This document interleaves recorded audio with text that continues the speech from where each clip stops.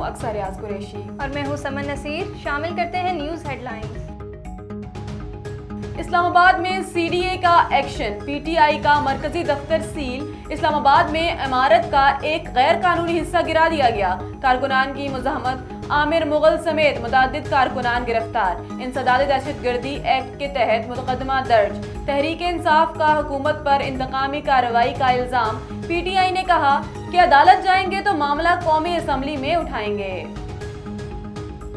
مرکزی دفتر کو گرانے کی ذمہ دار حکومت ہے۔ شبلی فراز نے کہا کہ ہر غلط کام رات کی تاریکی میں کیا جاتا ہے۔ ہمارے ساتھ جو ہو رہا ہے حکومتی ایما پر ہو رہا ہے۔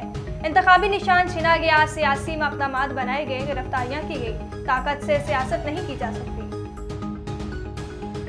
سی ڈی اے ایکشن قانون کے عین مطابق تھا۔ اعظم نذیر تارڑ نے کہا پہلا نوٹس ان کے اپنے دور میں 2020 میں دیا گیا تھا۔ پی ٹی آئی کو فائنل نوٹس 10 مئی کو دیا گیا تھا۔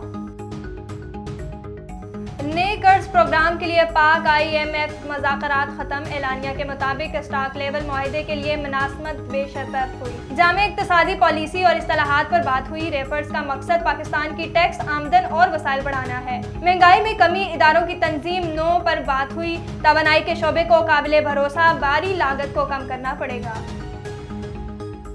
نجی شعبے کی ترقی ہدف قرار، مذاکرات جاری رکھنے پر اتفاق۔ ریفارمز کا مقصد اسٹاف لیول معاہدے کے لیے مناسب پیش رفت ہوئی۔